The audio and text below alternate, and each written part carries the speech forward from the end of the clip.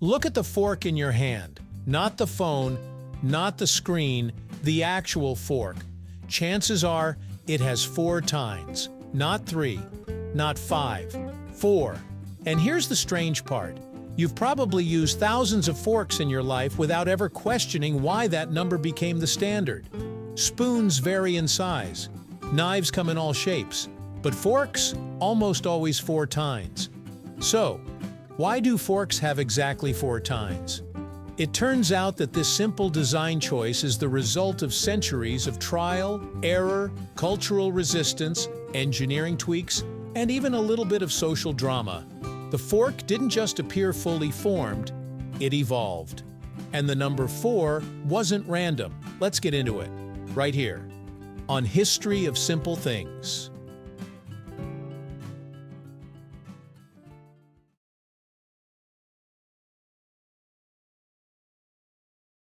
Before forks became normal, people mostly ate with their hands, knives, and spoons.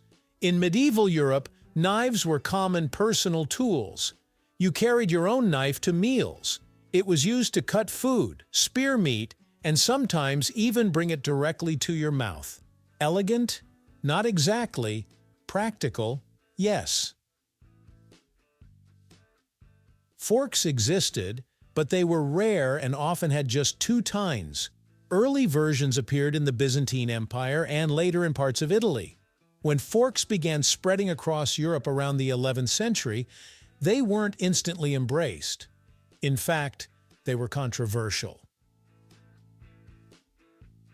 Some religious figures in medieval Europe criticized forks as unnecessary luxury. When a Byzantine princess introduced the fork to Venice in the 11th century, some clergy reportedly saw it as excessive refinement, almost an insult to God's design for human hands. It sounds dramatic, but table manners were deeply tied to morality and class. At this stage, forks usually had 2 tines. They were mainly used to hold food steady while cutting, not for scooping or twirling. The fork was still evolving.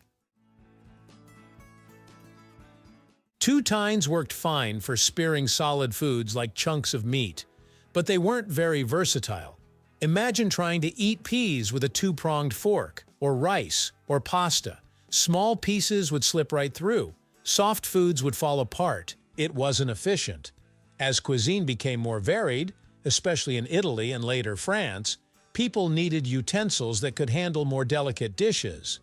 Pasta, for example, became increasingly popular in Italy. Twirling spaghetti with only 2 tines? Not ideal. So designers experimented. 3-tined forks started appearing in the Renaissance period. The extra tine made a noticeable difference. Food was easier to hold. Twirling pasta became more manageable. But 3 still wasn't perfect. The balance wasn't quite right. 3 tines improved stability, but they introduced a subtle imbalance. When you press a fork into food, you apply downward pressure. With 3 tines, the force distribution isn't perfectly symmetrical. 1 tine sits centered, while the other 2 sit on either side. It works, but it's slightly less stable than a 4-point distribution. 4 tines create a more even structure. 2 on each side. Balanced, symmetrical, structurally sound. This isn't just aesthetic, it affects how the fork feels in your hand and how smoothly it enters food. A 4-tine fork glides in more evenly, it holds food more securely, and importantly, it creates a shallow scoop between the tines, which helps with semi-solid foods like mashed potatoes, salad, or pasta. It becomes both a spear and a scoop. That dual function is key. By the 17th and 18th centuries, forks with 4 tines began dominating European table settings, particularly in France and Italy. As dining etiquette became more refined, utensils became more specialized. The fork transformed from a luxury curiosity into a daily necessity. 4 tines hit the sweet spot between function and practicality. More secure grip than 2 or 3, not too wide or bulky. strong enough without bending easily, easy to manufacture, and comfortable in the mouth. And that last detail matters more than you might think. 5 or more tines would make the fork wider. That might help hold more food, but it would also make it awkward to bite from. Your mouth has a natural width limit for comfort. 4 tines fit that space naturally. It's a small ergonomic detail, but it's powerful. Yes, but they're specialized. Salad forks often have 3 or 4 tines, sometimes with one wider tine for cutting lettuce. Dessert forks may be smaller. Seafood forks can have narrower or differently shaped prongs. But the standard dinner fork? Almost always 4. In some regions, you'll occasionally find 3-tine forks, particularly in older European designs. But globally, 4 dominates. It's the quiet winner of centuries of design competition. There's also something psychological at play. When a design becomes standard, it shapes expectations. Children grow up using 4-tine forks. Table settings around the world are built around that size and shape. Cutlery trays are molded for it. If someone handed you a 5-tine dinner fork tomorrow, you'd notice immediately. It would feel off, even if it worked just fine.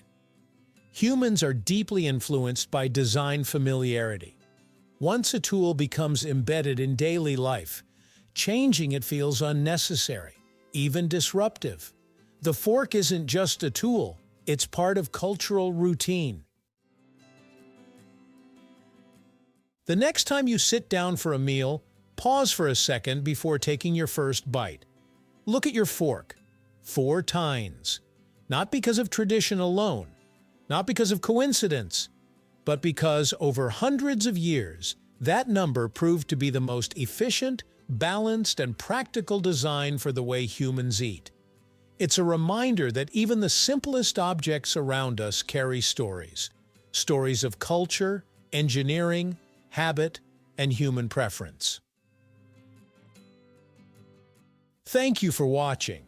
If you have suggestions for our next video, feel free to share them in the comments below. We'll be sure to give you an acknowledgement for your contribution. Thank you for joining us on this journey through the history of simple things. Don't forget to like, subscribe, and stay tuned for more stories woven through the smallest details.